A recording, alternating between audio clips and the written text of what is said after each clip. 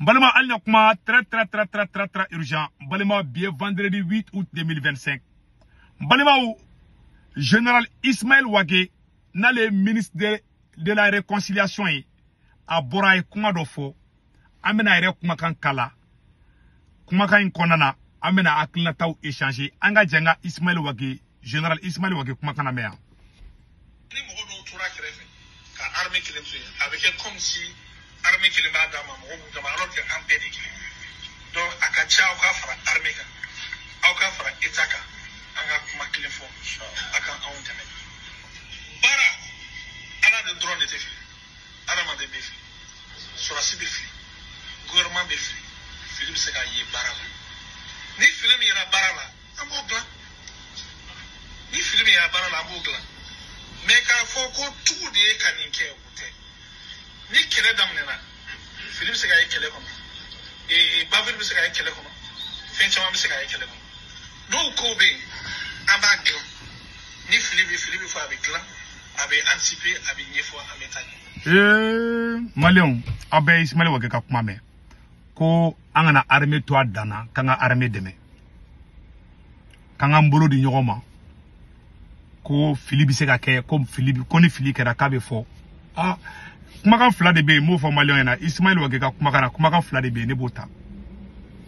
ako ko ka armée deme ko ka armée kana to dana ko mo ko ka to dana o côté oroni mbe accent da oroni ka ngo orona me parce que ni mo do tura krefe ka armée kilemso avec comme si armée kilema dama mo dama alors que en pédé glengi Malion nye Ismaël Wage ka kuma bela me a kuma chama be nyana de ni ga kuma ola me bi me kuma fla de be ben igo ko armée ka to dana awde ni farali kera awda kede awda do Malien be kungulu la ko sorasi de kan ko mo shima ni sorasi te awde na ko do Malien be kungulu ko sorasi dron de kan ko ni sorasi te ko ay ko Mali te se ka jo ko il faut que ko sorasi de kan ayo do be kuna ka beto ko tien abora tun ngana tun ko anga fara armée kan non seulement ay armée politisée aya ke armée audi ni ay bi armée be degu ngono bi aw ka politique kolon abe ka foko mo ka fara nyonga ba aga kuma flabe ne bono di jabi kuma folo jume iko ko armée ko mo ka fara armée ka armée deme kuma flana iko ko ne aw filla ko mo ka filifo e jombi se ka filifo mo ko jombi se ka filifo anga damne ne armée ka woro folo parce que ne la kuma fla de décortiquer ka kuma ngono ala vidéo te jenya ninte ka di vidéo jam bay ma Malion ni misibe wasa ago armée ka côté awe armée ka we ready alors que armée te awi parce que teniba aula AF akumbe ka généraux commandé étant colonel awni ala na krache et terrain kan AF ka colonel ka généraux commandé parce que abe poste politique dida awte armée yebli nebe ko fo confiné te ko fama Mali kono parce que nyabe teni na wala ko ka ya armée awte armée de non avec poste politique de là ni ye colonel ka général guidé ni poste politique ta tseka ke dien orochi parce que avec poste politique de là aw bora colonel ya aw kera général c'est ça poste politique de dawma mais aw ye armée politisée di ka keni mo min ta aw fo ta armée fait aw dun jogo fana may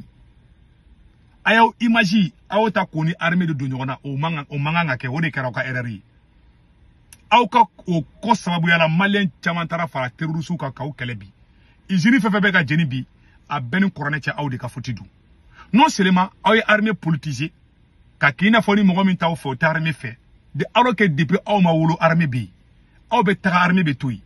aw nana di na fanga na tabaya koso kana armée ta ka politisée pour le problème armée kan bi aw de du en 2021, 2022, 2023, quand sera un bolo be nyogambulu, Mali sera sous de kumeta terroristes yorongini, koufa. Au ratia sera ante pala pankokoro. De pas donna double jeu la tron, ko betiena, moko keleu, moko la gauche. Armée de Kain, non. Ambe premier ministre armée de fait, ayeko be armée dron. ko bebe ka tiɲɛ bi aw ate en tant que aw bɛ nin sira kan aw bɛ malo wɛrɛ sɔrɔ mun ka jugu ni nin bɛɛ ye aw sababu y'a to maliyɛn caman bɛ ka ba armée bi voilà la réalité depuis ala ka ne Segu Tunkara da ne ka maliyɛn den ye a bɛ ka tero ɲɛmɔgɔw i n'a fɔ Amadu Kufa ni Yadakali ne ka maliyɛn den a bɛ ka photo bila k'i waso n'a ye a sɔrɔla aw de ka fanga kɔnɔ ka IBK to yen maliyɛn si kun tɛ ninnu fɛ billahi talahi ne ma maliyɛn ye ka bɔ k'a bɛ ni maajugu ninnu supporter an n'an ka koba bɛɛ an kun t'o kɛ aw de tilela a kɛra parce que aw nege tɛ maa si la bi aw ko k'an ka bɛn bɛn jumɛn bɛ se ka kɛ ni aw ye bɛn tɛ bɔda la bɛn ye kɛwale de ye bɛn tɛ dala kuma dɔrɔn ye adamaden i kɛwale de b'a to i kɛwale de bɛ action yira mais i bɛ ka bɔ dɔgɔ an ka bɛn n ko Ismaël Wage bɛ dunu ni baara de b'a bolo yala la Mali fan bɛɛ a bɛ se ka kɛ a bɛ ŋaninge la i m'a ye ne tɛ Ismaël Wage i filɛ ne t'i critiquer la o i kumana au nom de tout le monde n fana b'i jaabi en ce moment depuis transition daminɛna n ko tɛ bandaw ka transition ma dɛ depuis rectification kɛra ka transition daminɛ ne tile kelen ma bɔ Ismaël Wage ko n ye vidéo spéciale kɛ ka k'i dɔgɔya n delila ka i frappé ka tɛmɛ o kɛra transition fɔlɔ la bandaw ka transition wagati la mais depuis Assimi Goïta kɛra président ye Wage ne tile kelen ma b'i contre la o ye respect yɔrɔ ye parce que n b'a dɔn tu es innocent quoi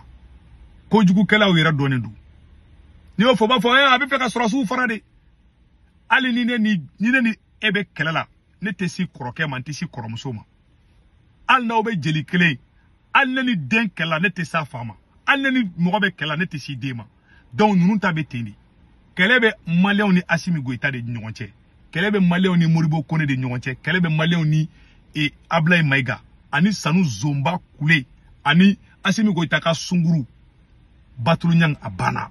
o kɔrɔ tɛ k'an bɛ ka mɔgɔw bɔ ɲɔgɔn na u ma wolo kɔnɔ kelen kɔnɔ u tɔgɔw tɛ kelen ye u jamu tɛ kelen ye u tɛ siya kelenw ye ni mun ka ɲi hali kɔrɔ dɔgɔ hali du kɔnɔ fa b'a fɔ a den dɔ ma karisa ka ɲi ni karisa ye ni mun ka ɲi o bɛ fɔ de aw ko de k'an ka fɔ k'a bɛɛ kan ou bien a bɛɛ man ɲi o ɲɔgɔn o ye misiya de hali wulu tɛ réfléchi ten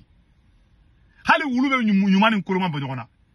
aw mɔgɔ fila kana jɔ kelen ka sogo di wulu ma kelen ka kolokuru ta ka di wulu ma aw dugujɛ n'aw nana wulu tɛ se ka ci ka kɛ e la mun ye kolo di wulu ma wulu bɛ ɲɛso de ma voilà la réalité a ye maliyɛn bɛɛ fara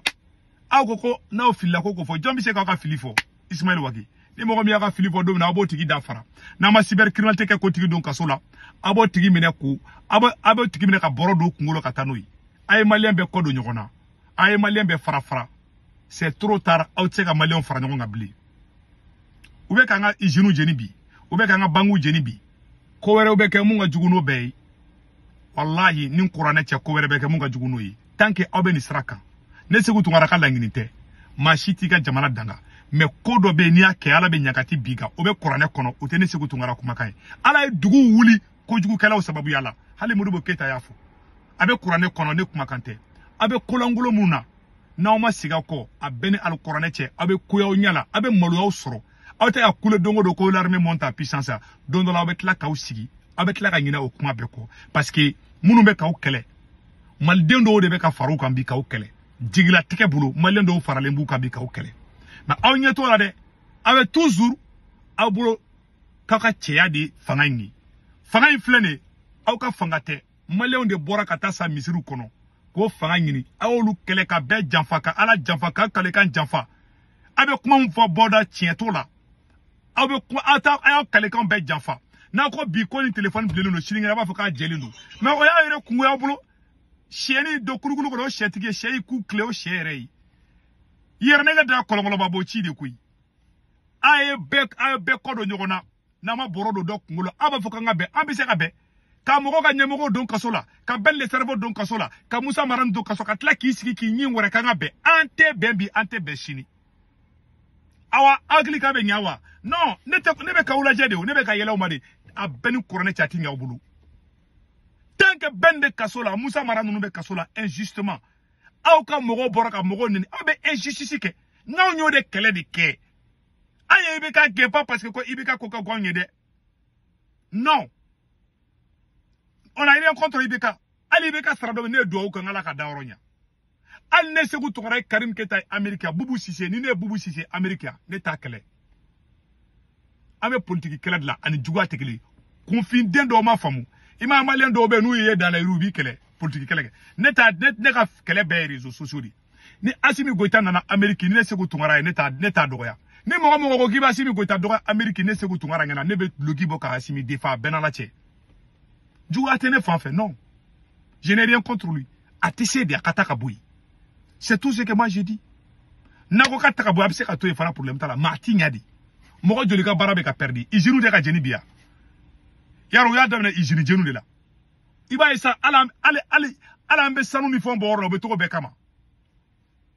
Nous on le ke oyanga jamana économie blale à terre di. Parce que le peuple est divisé. Aw de klela ni kolongolon kera parce que ay be kodo nyokona. Ala kana to ka moko fra nyokonga. Ka be moko kono ku don kaso la. Abe bingani wale mina ala ta nyabulu. Fo na ka soro ala ti ala koti tiedi. Abe malo soro. Billahi tallahi présentant soro. Aw de klela izinu be ka jini. Izinu fe be ka jini ni korone cha aw de ka fotidu. Na kun kelebe ka malien farango. Wati mina malien be kun bolo be nyokombolo 2021, 2022, 2023. Diebe nyawara anfe de paul dona kalabantia ni jamfani nambara ni mana koni sunguru teula ani jeneyaula de paul nyeshoma au binadi au fadem betemenaula Burkina temenaula Niger temenaula au de bana abena mune foyena au sera réconciliation que non mo wara de bena ka ou dégager ka boy ka mali réconcilier au kente c'est trop tard ay mali armée ay abla abattoir ni fauna ay mali armée bla abattoir ni fauna ala meka kuma fendo be aka intolu fosa oli armée ka côté wi nga bonya be armée ka ambe armée fe ne segu to be armée fe ali chini be armée défend mais a outé mo oye quoi vous avez tout gâté wallahi ala ka akili nyuma ndama ode kundo akambe